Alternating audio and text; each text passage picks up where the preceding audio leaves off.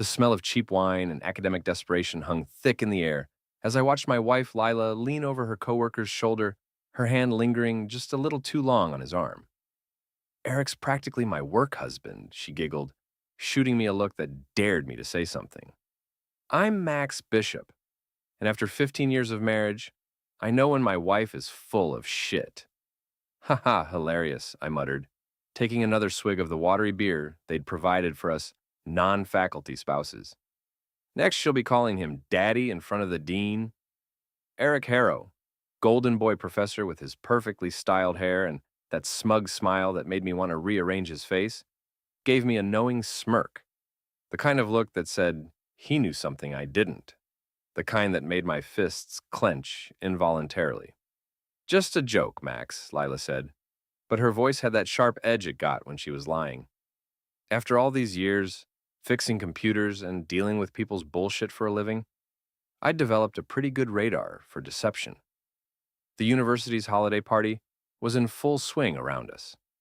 Faculty members clustered in their little groups, discussing tenure and research grants, while their spouses stood around looking as out of place as I felt. The whole scene reeked of pretension and barely concealed office politics. I excused myself to hit the bathroom, but as I walked down the hallway, a voice stopped me. Max, you got a minute? I turned to see Maya, Lila's secretary. She was a quiet woman in her 40s, the kind who saw everything but said nothing. Until now, apparently. Sure, Maya, what's up? She glanced around nervously, then motioned for me to follow her. You really want to know what's going on with your wife and Professor Harrow?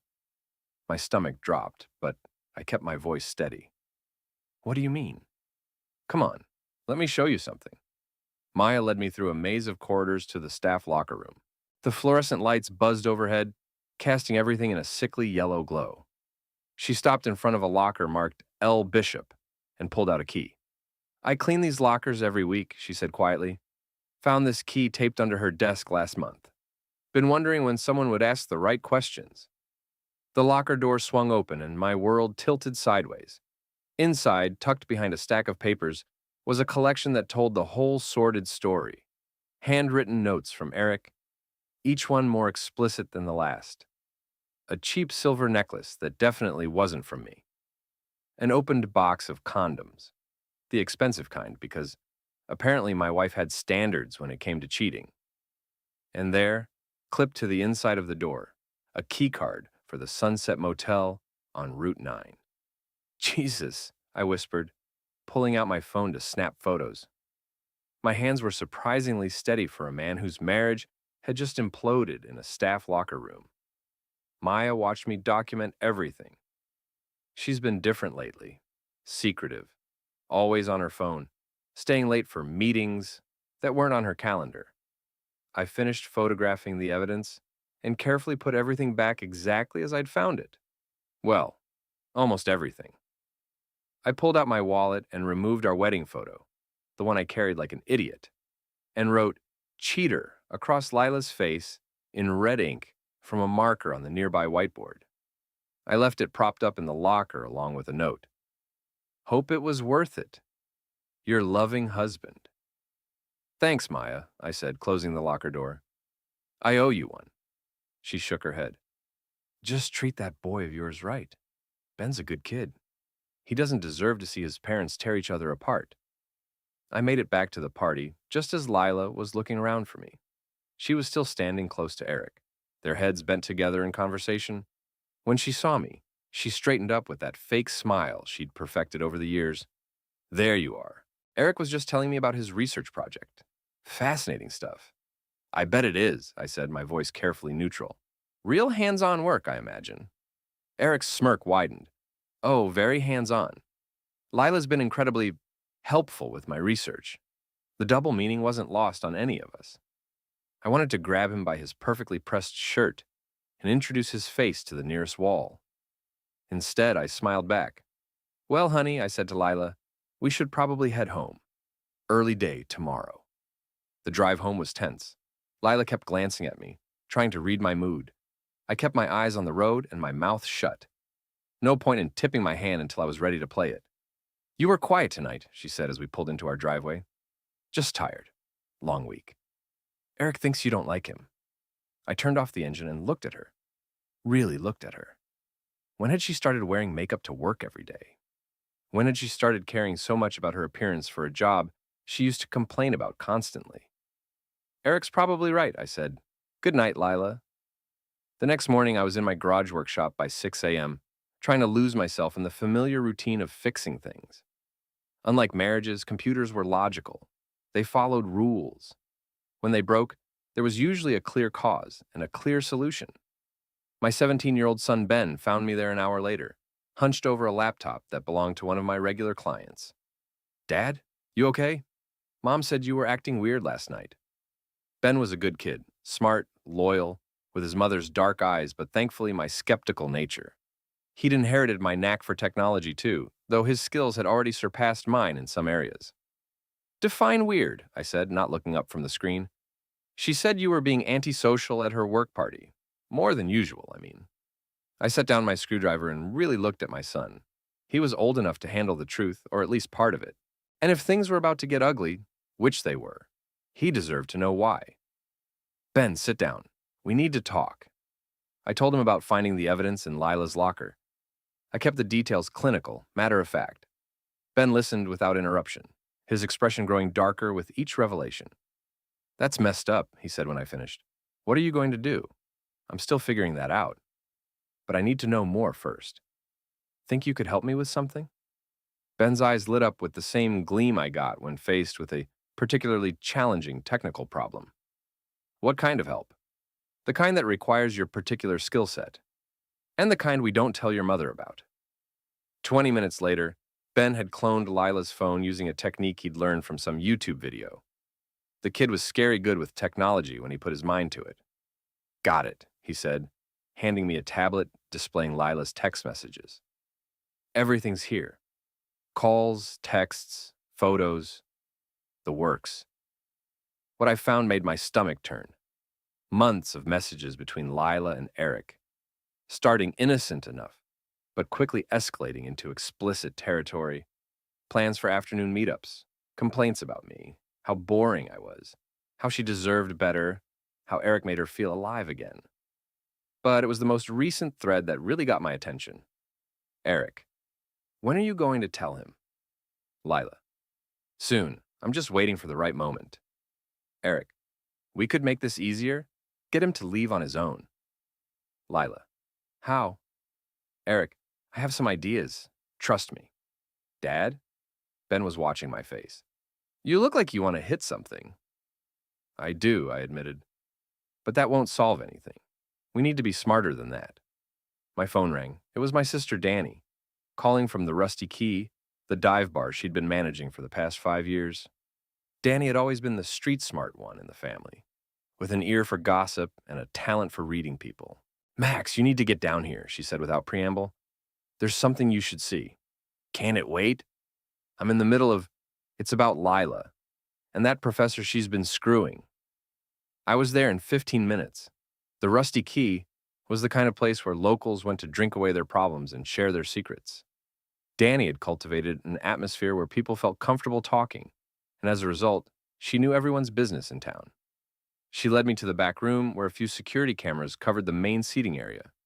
Check this out, she said, pulling up footage from the previous Thursday. Around 9 p.m. The grainy video showed Lila and Eric in a corner booth, drinks in front of them, hands all over each other. They looked like teenagers, completely oblivious to anyone watching. How long has this been going on? I asked. This is the third time I've seen them here. Always the same routine. They come in separately, sit in that booth, act like they're discussing work if anyone gets too close. I watched my wife of 15 years run her fingers through another man's hair, saw her laugh at whatever he was whispering in her ear. The rage that had been building since last night crystallized into something colder, more focused. Danny, I need a favor. Name it. I need you to spread some gossip. My sister's grin was sharp as a blade. Now you're talking my language.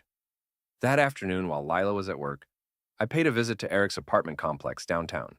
He lived in one of those trendy lofts that cost more than most people made in a year, the kind of place that screamed, "Look how successful I am," to anyone within earshot.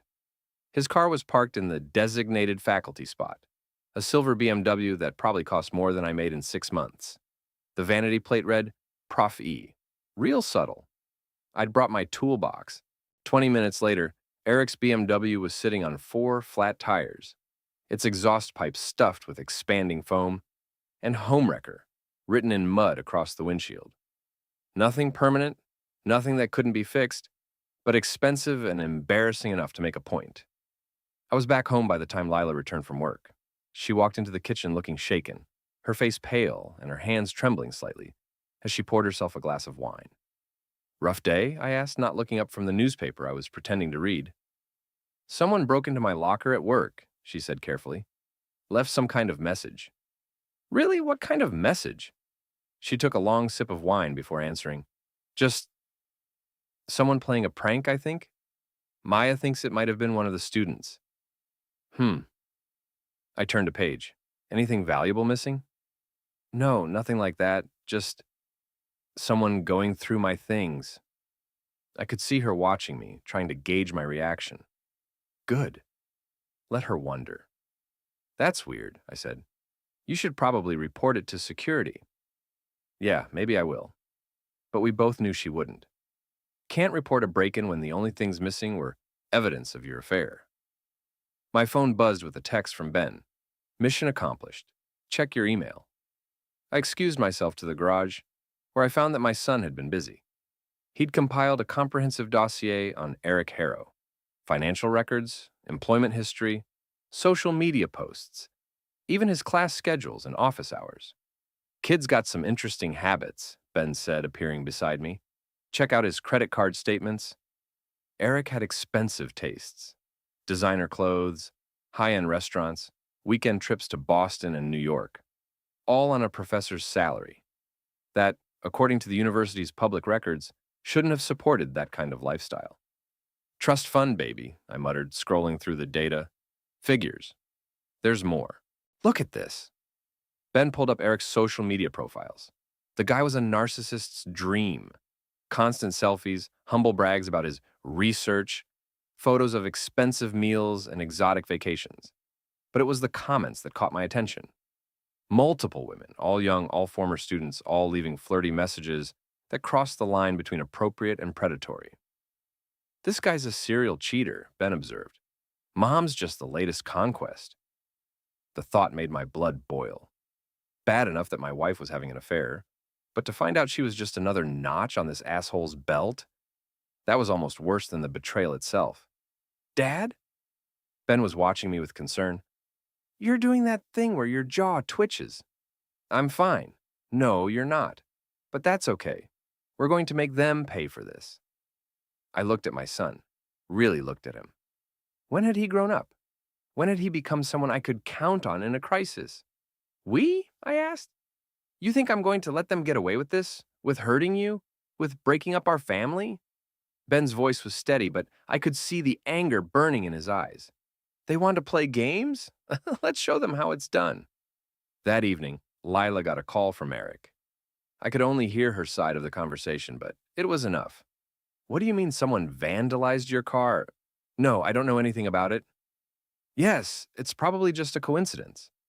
No, we can't meet tonight. Max is acting suspicious. She hung up and turned to find me watching her from the kitchen doorway. Everything okay? I asked innocently. Fine, just work stuff. Eric having car trouble? Her eyes widened slightly.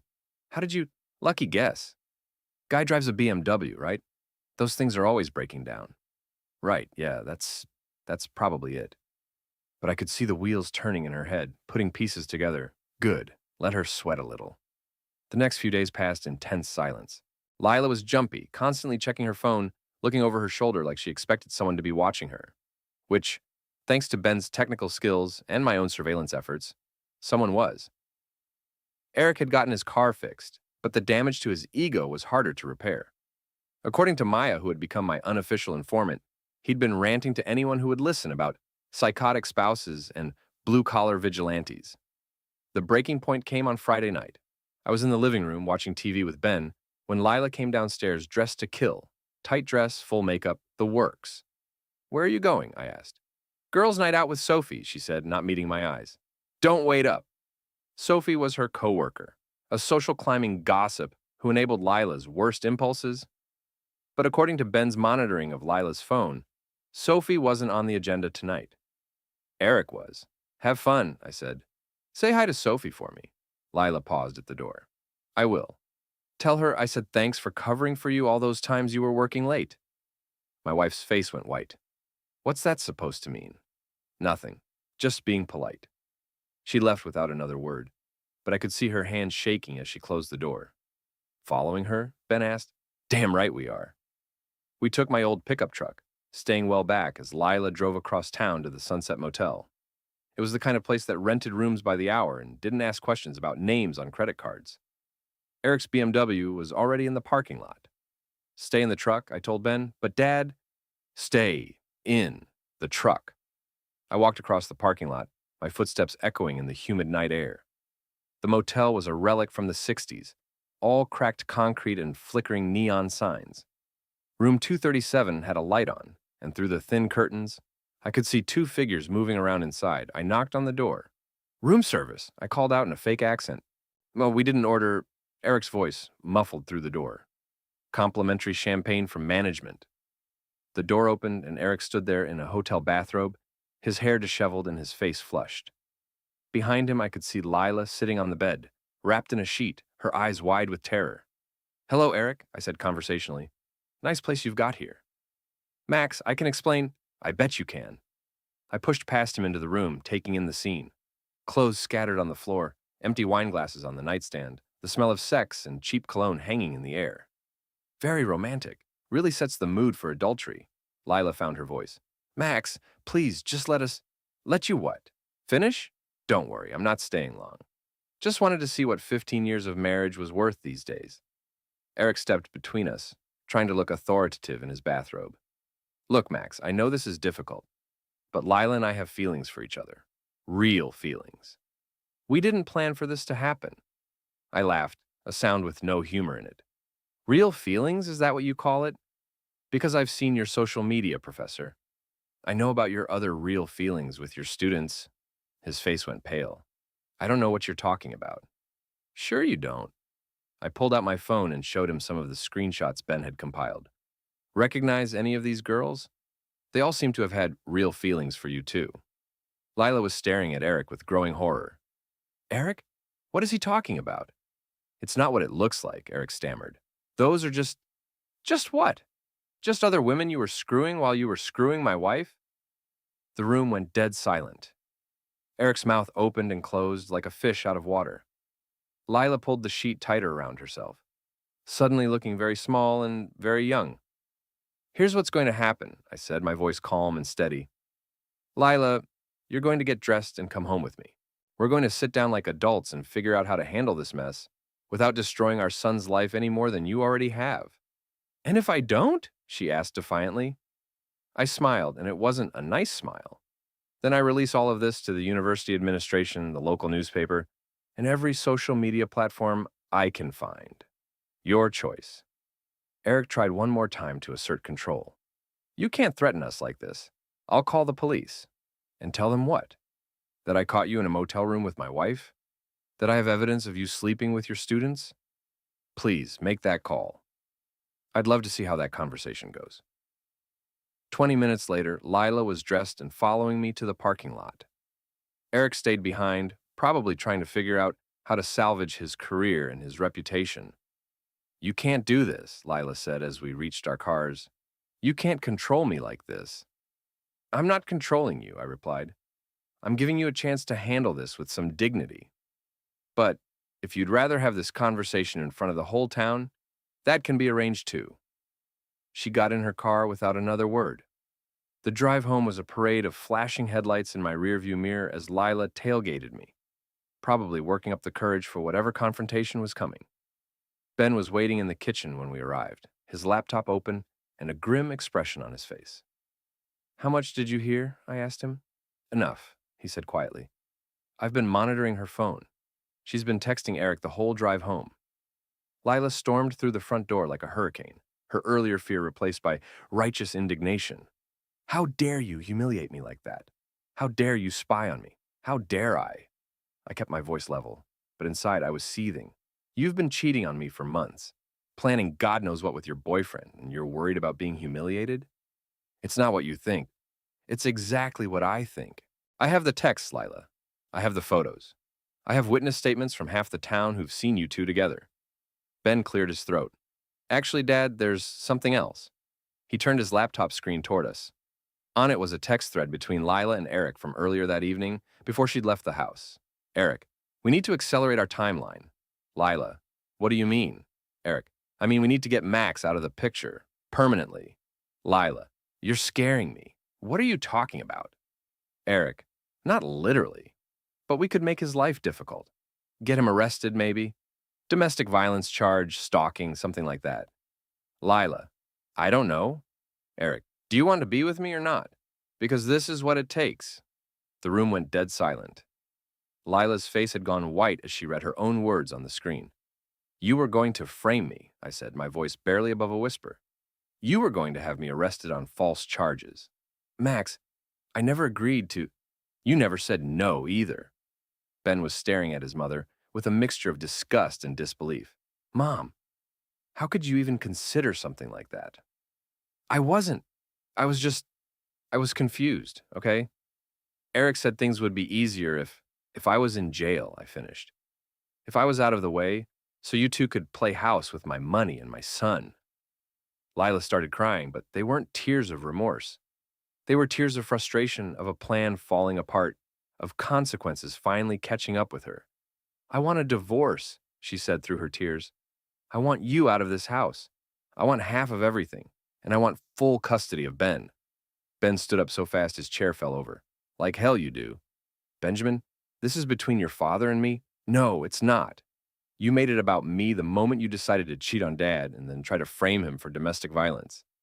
You think I'm going to live with you after this? You think I'm going to pretend everything's okay while you parade your boyfriend around? Eric isn't. Eric is a predator who sleeps with his students and manipulates married women into destroying their families. And you fell for it.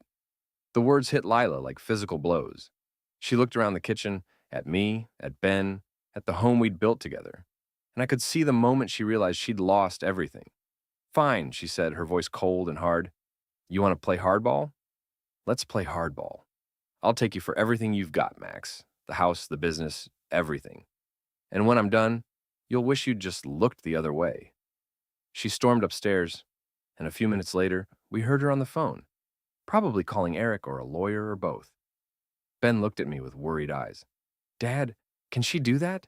Can she really take everything? She can try, I said, but she's forgetting something important. What's that?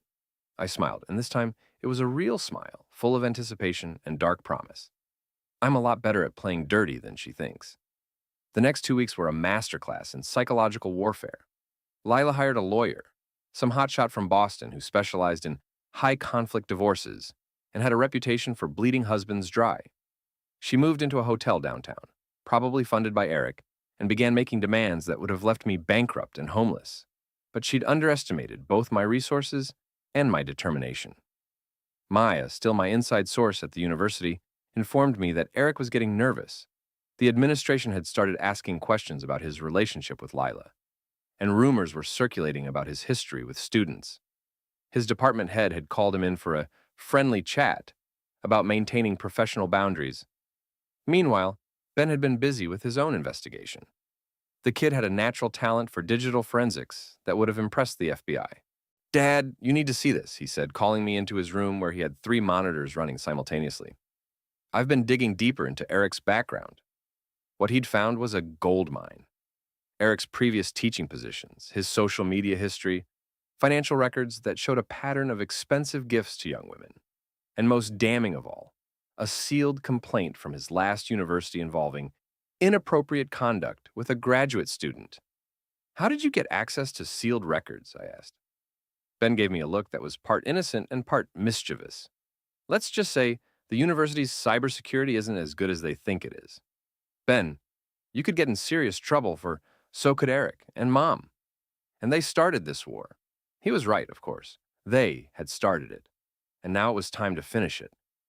The plan came together over the next few days. Danny would use her network of gossipy bar patrons to spread carefully selected information about Eric's history. Maya would make sure the right people at the university saw the evidence of his inappropriate relationships. And Ben would document everything, creating an unshakable digital paper trail. But the centerpiece of my revenge would be much more personal. I knew that Eric and Lila were planning to attend the university's annual faculty gala together, their first public appearance as a couple. It was being held at the Grand Ballroom downtown, with all the local bigwigs in attendance. The perfect venue for a public humiliation. The night of the gala, I dressed in my best suit and arrived early.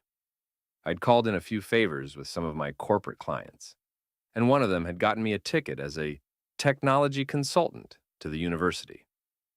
I watched from across the room as Lila and Eric made their entrance. She was wearing a red dress I'd never seen before, probably bought with the money from our joint account. Eric was in a tuxedo, playing the part of the distinguished professor. They looked happy, confident, like they'd won. That was about to change. I waited until they were seated at their table, surrounded by Eric's colleagues and their spouses. Then I made my move. "Excuse me," I said, approaching their table with a smile. "Eric Harrow? I'm Max Bishop. I believe you know my wife." The blood drained from Eric's face. Lila looked like she'd seen a ghost.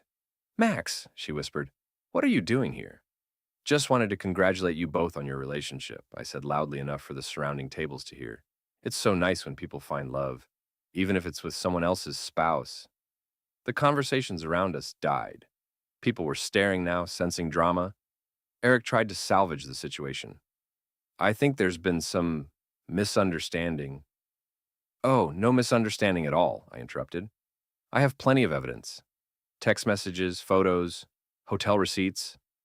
Would you like me to share them with your colleagues?" "You wouldn't dare," Lila hissed. "Try me." I pulled out a tablet and set it on the table, displaying a slideshow of their affair. Photos from the motel, screenshots of their explicit text messages, credit card records, showing Eric's payments for their romantic getaways. The table erupted in shocked murmurs. Eric's department head, a stern woman in her 60s, was staring at the evidence with undisguised disgust. "There's more," I continued, advancing to the next slide. Eric's history with his students. The sealed complaint from his previous job. The pattern of predatory behavior that the university somehow missed during their background check. Eric lunged for the tablet, but I was ready for him. I stepped back and he stumbled, knocking over a glass of wine that splashed across Lila's red dress. "You son of a bitch," he snarled, his polished facade finally cracking. "You can't do this." "Actually, I can. It's all public record now. I've sent copies to the university administration, the local newspaper, and the state education board. By Monday morning, everyone will know exactly what kind of man you are." Lila was crying now, mascara running down her cheeks, as she tried to clean wine off her dress. "Max, please, you're destroying everything." "I'm not destroying anything," I said calmly. "I'm just making sure everyone knows the truth about what you two destroyed." Security was approaching now, probably called by the hotel staff. Time for the grand finale. "Ladies and gentlemen," I announced to the room, "I'd like you all to meet Professor Eric Harrow, who specializes in sleeping with his students and married women, and my soon-to-be ex-wife Lila, who specializes in destroying families for men who see her as nothing more than another conquest." The room was in chaos now. People were pulling out their phones, recording everything. Eric was shouting threats about lawsuits. Lila was sobbing uncontrollably, and I was walking away, my head held high, finally free. 6 months later, I was sitting in my garage workshop, putting the finishing touches on a custom computer build for a new client. The divorce had been finalized the week before. Lila got very little thanks to the adultery clause in our prenup and the evidence of her attempt to frame me. Eric had been fired from the university and was facing multiple investigations. Last I heard, he was working as a substitute teacher in some small town where nobody knew his history. Yet, Ben was thriving. He'd gotten early admission to MIT's computer science program and was spending his senior year of high school taking college-level courses online. The kid had a bright future ahead of him. Lila had moved back in with her parents in another state. She'd tried to reach out a few times, claiming she wanted to work things out and that Eric had manipulated her. I'd blocked her number after the third pathetic voicemail. Maya had been promoted to Assistant Director of Human Resources. She still sent me updates about the fallout from the scandal, which had led to a complete overhaul of the university's policies on faculty conduct. Danny was still running the Rusty Key, though she'd upgraded the security cameras and started a side business providing information services to suspicious spouses.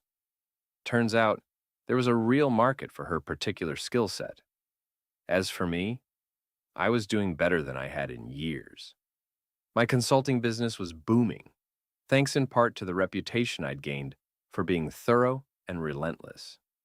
Word had gotten around that Max Bishop was not someone you wanted to cross. I'd learned something important through all of this. Sometimes the best revenge isn't getting mad or getting even. Sometimes it's simply making sure the truth comes to light and letting people face the consequences of their own choices. My phone buzzed with a text from Ben. Dad, just got my final acceptance letter from MIT. Full scholarship. Thanks for teaching me that integrity matters more than anything else. I smiled and typed back, proud of you, son. See you at dinner.